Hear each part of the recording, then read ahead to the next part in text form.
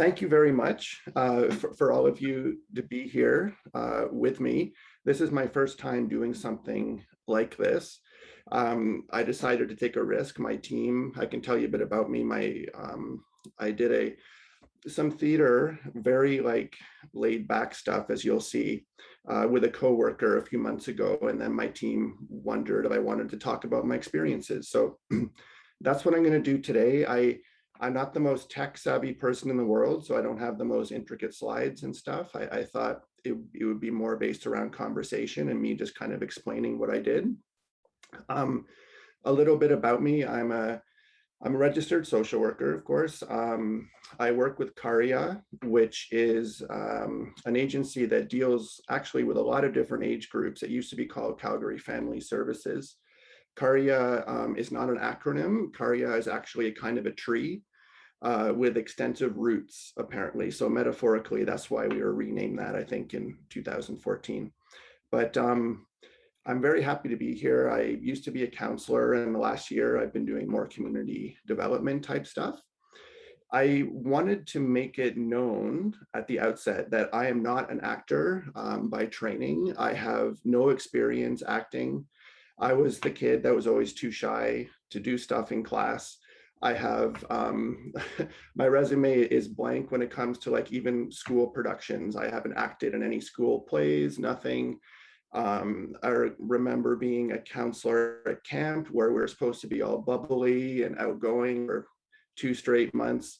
And I was always the one at campfire who was, I guess, least likely to initiate songs and things like that. I was just very shy, and I still kind of am. So in a way, it's neat that I did this program with a coworker because it got me out of my comfort zone, which is the whole reason why I'm actually talking to you, because it's about, I guess, taking risks and doing things we might not be overly comfortable with.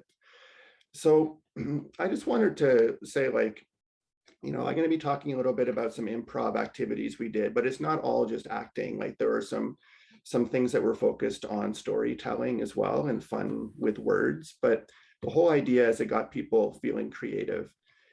Acting, as I've gotten older, I've really been touched by, I guess, the skill of certain actors, actresses. I'll just refer to them as actors. The skill involved in making people feel a certain way. I think musicians and writers and any kind of artist has that skill, has that ability. And some of the, I guess I just wanted to start off by sharing some of the things in my life, I guess, some of the famous actors that really touched me. So if you can see my screen here, this, of course, actually, you might not know, but it's Al Pacino in The Godfather. And I kind of chose to, I guess, start with this because he had this certain facial expression in a scene where he has to do something that he doesn't want to do in order to support his family.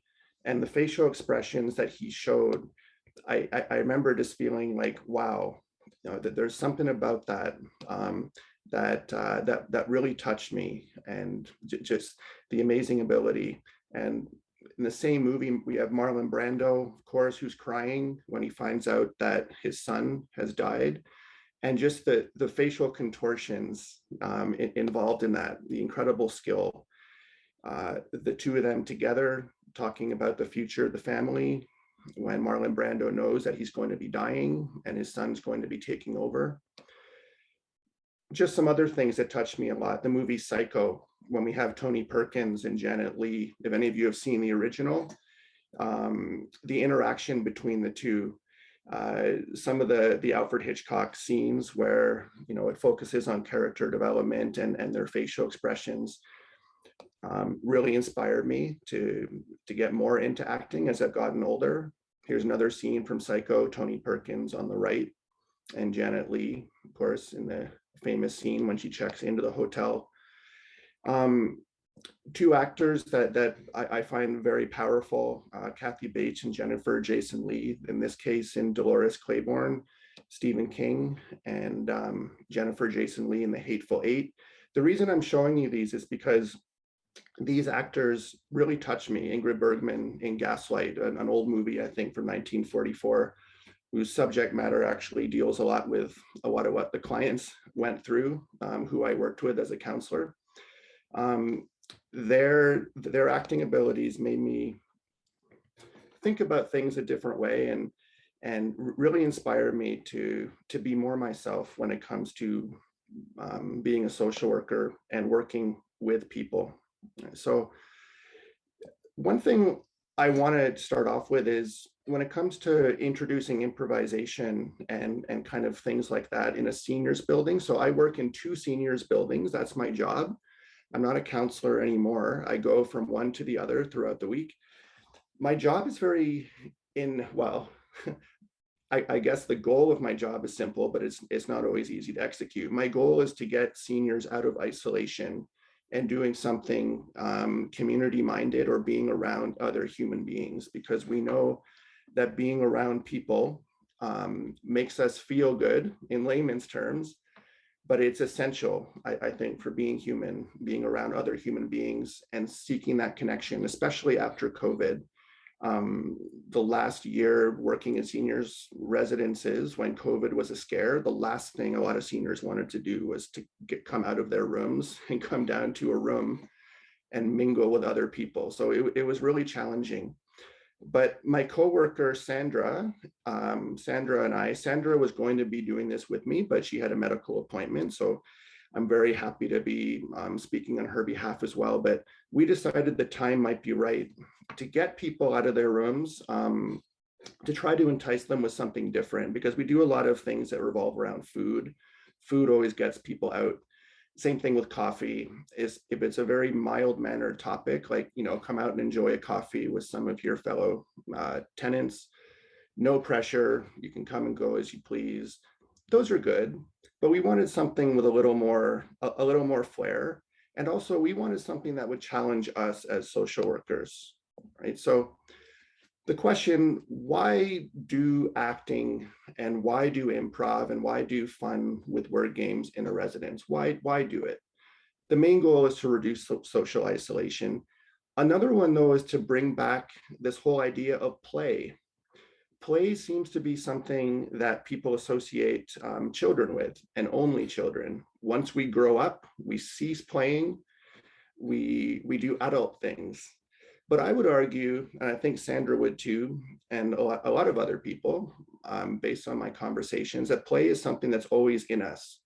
It's like if you have a bonfire or a fire on the beach and you put it out with the sand, the next morning the embers are still hot under the sand, and all it takes is a breeze and you can get that fire going again, even though it was out. So even if we don't use play a lot in our lives, it's there, it's right below the surface. And no matter whether you're, a 6-year-old kid or if you're an 85-year-old resident, play is something that I think we can all relate to. It's fun, and it literally, releases hormones and gets neurotransmitters firing that make us feel good. So our goal was to bring back play in older adults. I don't want to bore people too much, but I mean, it's been shown in many, many studies that drama and improv in general, very informally, even if it's with one or two people, improves our creativity. Improv and laughing boosts our self-esteem and self-confidence. There's so many things that acting and informal improv can do for us. They encourage us to work cooperatively with other people. Gosh, there's even TV shows that are based around this. Whose line is it anyway? And I would argue that one of the reasons why it's such a popular show is because it gets people laughing, both the participants and the audience members. Acting and improv allows us to come out of our shells and to see what lies just beneath our surfaces.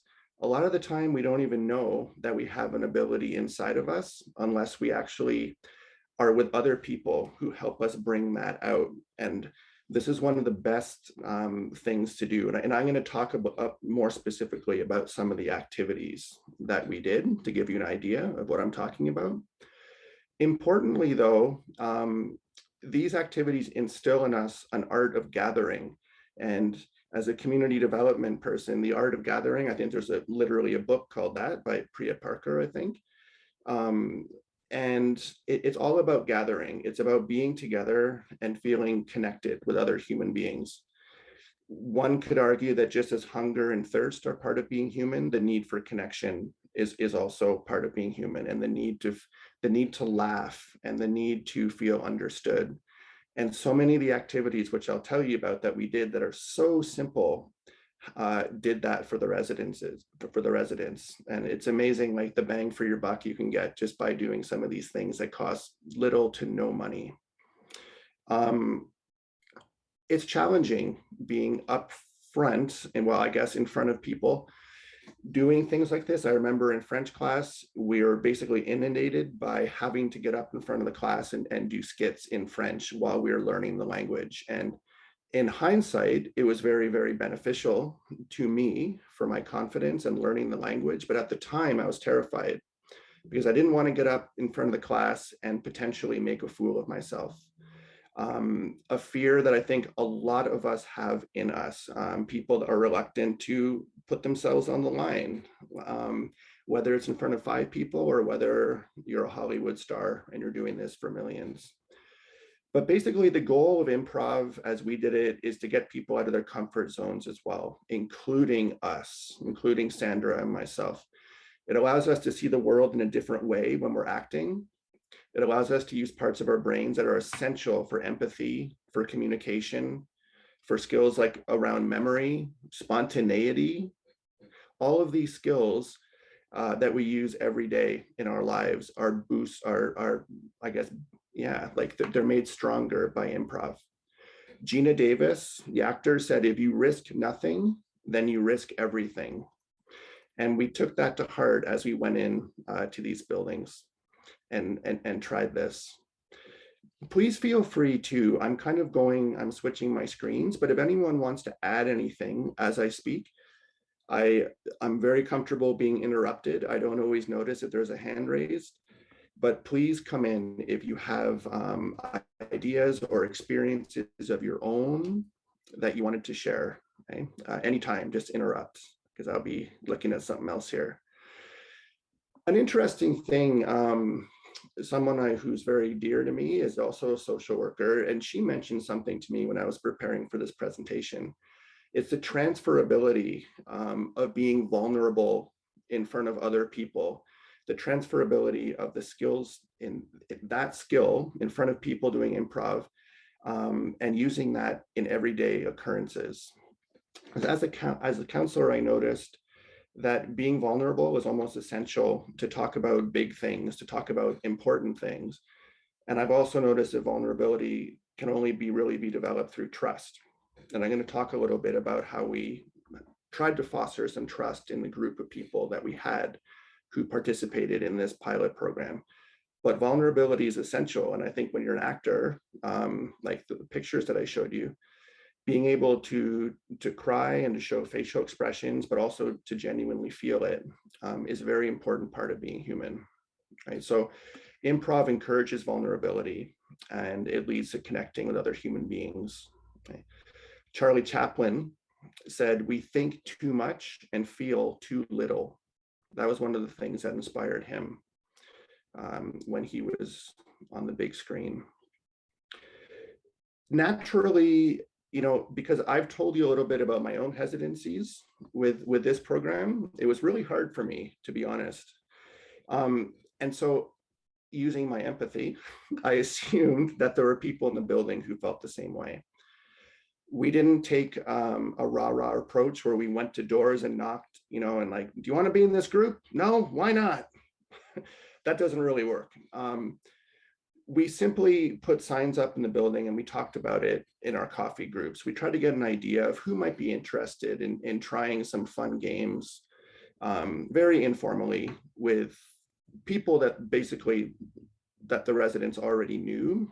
That was essential, but there was a lot of hesitancy. We had about 8 to 10 people in the group, and in a building of 100 people, 10%, is that a good return? I don't know.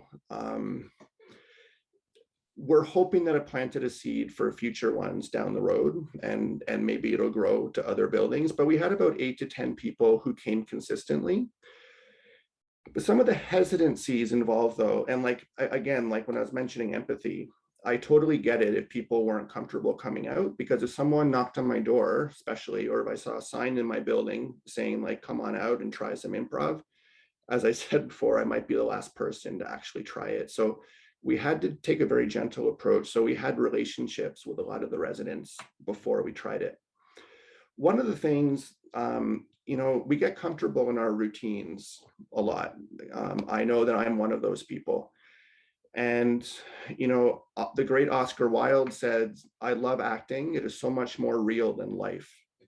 And I tried to subtly convey that message to the people that I was having coffee with on a regular basis, just downstairs in the common room. And I know that people get comfortable with their routines, and I got to be careful here. I have noticed, and you might not agree, but seniors especially, routine is very important to them. If I'm talking about residents in my building, if I'm talking about clients, if I'm talking about my own 81-year-old parents, routine is very, very important. There's a sense of predictability there, and that's comforting when we know what to expect. So the idea of doing something that throws us off is not necessarily the most appealing thing at first, right? So feeling judged is another big thing. A lot of people, they fear looking silly. They fear making mistakes in front of other people. A lot of people fear that making mistakes will make other people think of us as different somehow, that our identities are not set, that that person is not perfect, that we are not perfect. And there's a lot of fear around there, going up voluntarily and showing a silly side of ourselves, or a side of ourselves that we don't necessarily want people to know about, or that maybe there's something that we fear people finding out, right? But all that being said, acting, even in a simple way like improv and not being a method actor, acting almost allows us, it's almost an excuse to be able to come out of our shell, to be able to be foolish or silly or to make mistakes, because it's not really us, we're acting. And so we try to really plug that as well, right? But the fear of losing one's identity, especially, with friends and acquaintances, is definitely something that Sandra and I were very, very aware of. So I just want to take like 2 or 3 minutes to tell you specifically about the group itself, because I've talked a lot about kind of the philosophy about it. So Sandra and I did a test, I guess a pilot, in one of the 2 buildings where I work. This was in Acadia. And the sessions were set up in order to help participants gain skills and confidence along the way, right? So we didn't just start off with getting people in front of each other and giving them a scenario to act out.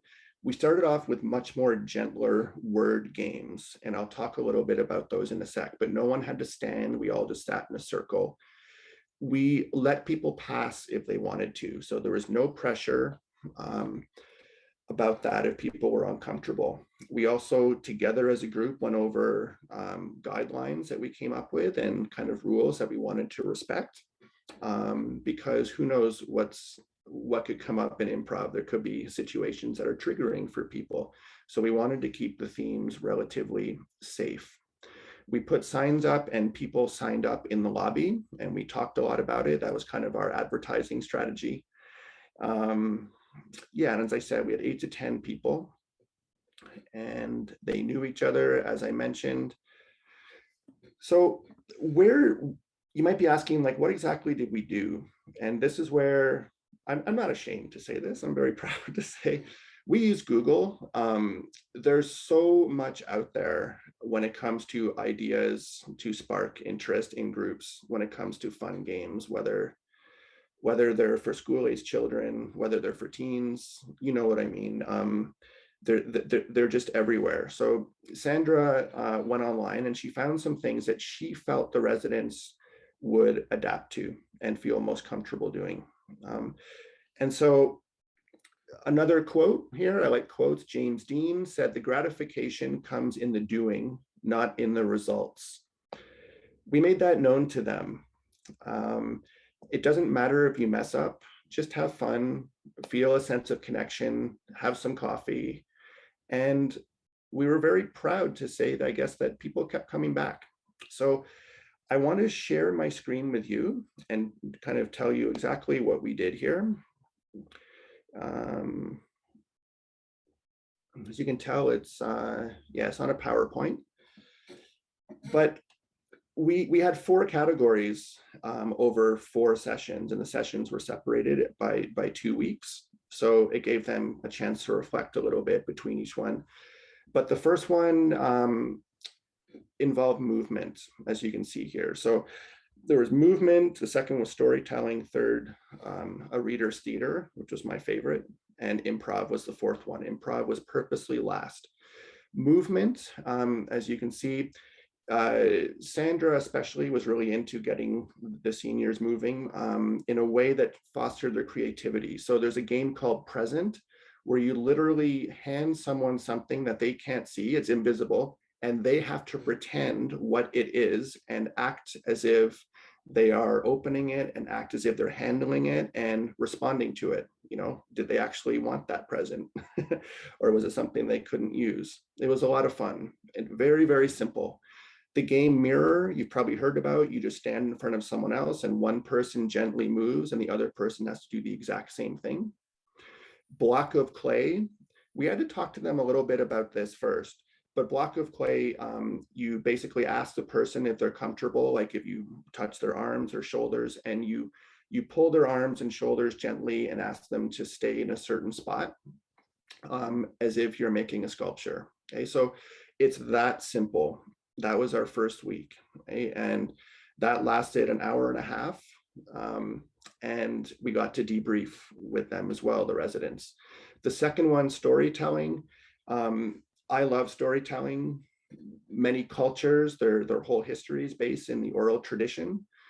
Very important way to connect with people. Because I'm just looking at time here. One of the things we did in storytelling, stories about kindness, where someone can actually talk about a kindness that someone did to them before. But more kind of creative games, it's called Yes and, where someone will say a sentence and then the next person in the circle has to say yes and then come up with something more. So the story gets added on to until it gets ridiculous and the group decides that it's time to stop.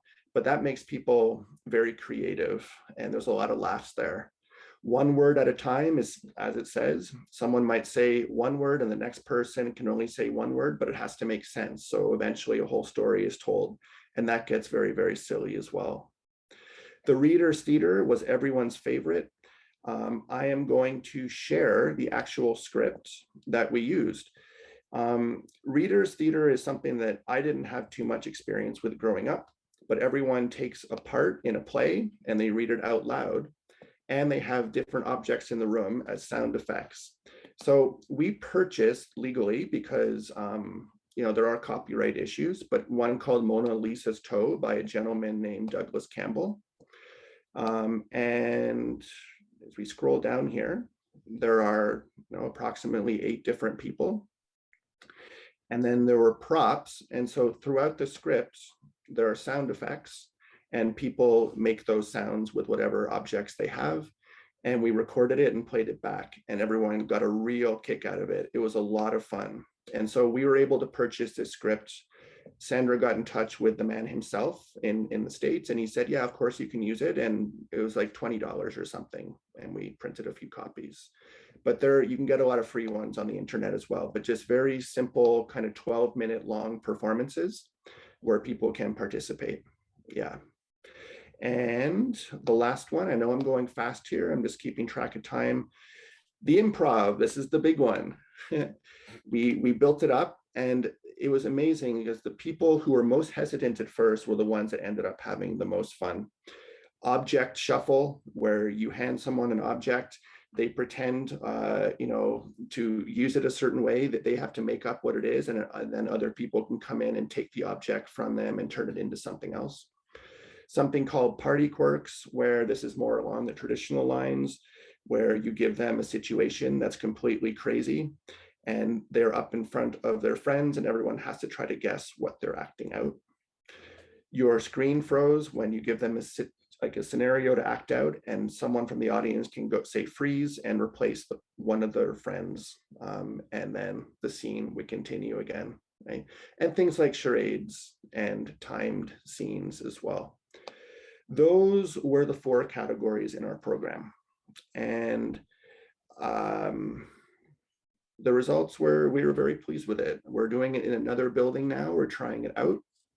Our goal is to get more people coming out, because as I said, we're always trying to focus on reducing isolation in seniors. That's the main thing. And so we're always trying to do that, keep that in the back of our heads. We want to make it safe, we want to make it fun, and we want to make it so that they feel a sense of connection and that they'll tell their friends. And I just wanted to say something here. At perhaps the deepest level, acting, even in a form as simple as improv, you could argue it's the ultimate way of practicing empathy, because we're doing something from someone else's perspective in many cases when we're acting. We might not feel the same way as the actor is required to. We're forced to see the world through a different lens by being a different person when we're doing activities like this. It's like being part of a debating club in high school. We might not necessarily be told we have to debate on the side that we want. It's an excellent tool to go out into the world and to be able to try to understand people differently and people who might see things differently. It's a way for us to see both sides of a story, let's say, or of an issue, right? So, so acting is very, very special that way. And it's certainly something I'm more interested in now that I've done this and put myself out there a little bit. And because, you know, there's a lot of role modeling involved. And so I wanted to be very, very positive about it and very energetic about it. But at the same time, I was very fearful. But that's life. That's life. There are many things we have to do that we're not always comfortable doing, but we get through it. And in a group, I think there's nothing better than things like improv and fun with words. So I have a lot more I could say. Sorry, Steve, I've got a lot more I could say, but I'm going to leave it at that because I feel like I've talked to you kind of a lot. But if there are any comments or any, if people have any experiences with that or anything. Yeah, Duncan, I have a question, and then Julie has a question as well, it looks like. But I'm wondering how it's really cool, great to hear your story and kind of also like that evolution. And I'm curious, how has this maybe informed your social work practice or community development practice doing this? So from maybe how you were maybe operating before to now, like how has that maybe shifted and changed? Any reflections on that? Oh, yeah, like that's such a good question. And I mean that. I'm not just saying that. It's really gotten me to reflect, I guess, on putting myself in other people's position. I think that's always been an important component of being a social worker, of course, is understanding the world from other people's perspectives. But it's made me appreciate the subtleties in people. It's made me appreciate the way people work, the way people think, that oftentimes those might be different from the way I think, the way I see the world.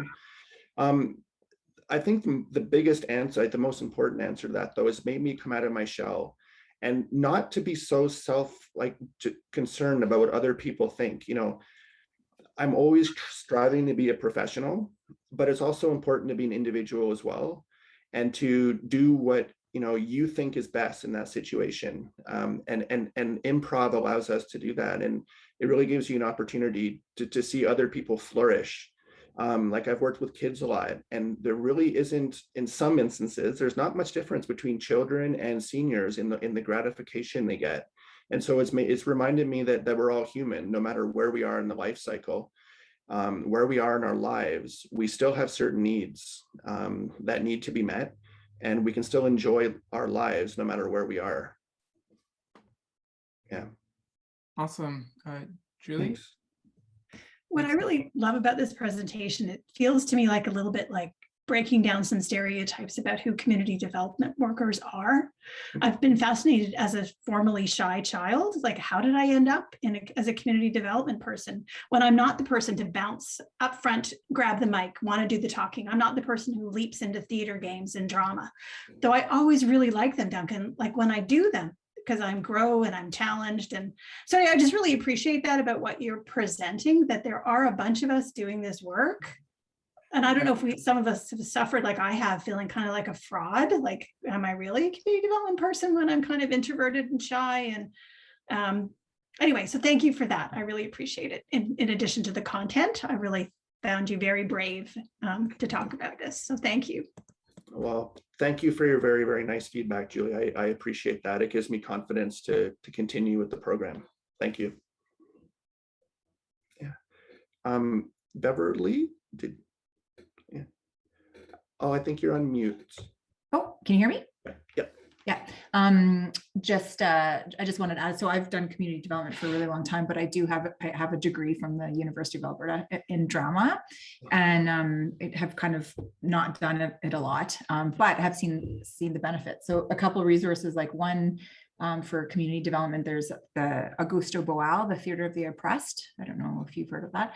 Yeah, and that's a really cool a thing to look into, and a lot of it is like problem solving, so using kids or anyone really, and they would, you present a skit and the audience is invited up to interject and think of other solutions to the problem.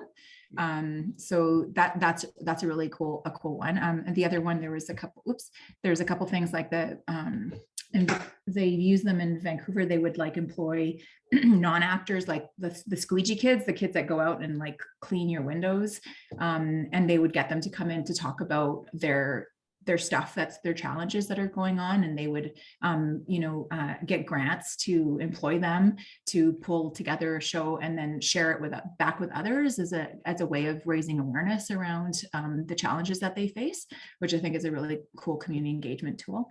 The other thing is, at the University of Alberta, if people are interested, there's a clowning course, and the philosophy of the clown is no future to worry about, no past to regret.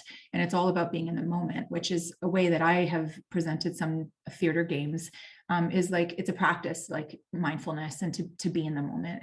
It's a way of, because you have to be so centered and so available and so present and generous to others, to be listening, to be involved and to be aware.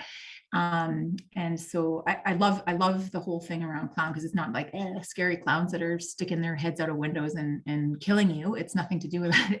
It's all about really like finding the beauty in everything, seeing everything for the first time. It's very finding your inner child, which is so cool. And the last game, as a suggestion, is This Is Not What It Really Is. It's a very simple one. So like you would pass, this is a terrible example, but it's right on my table.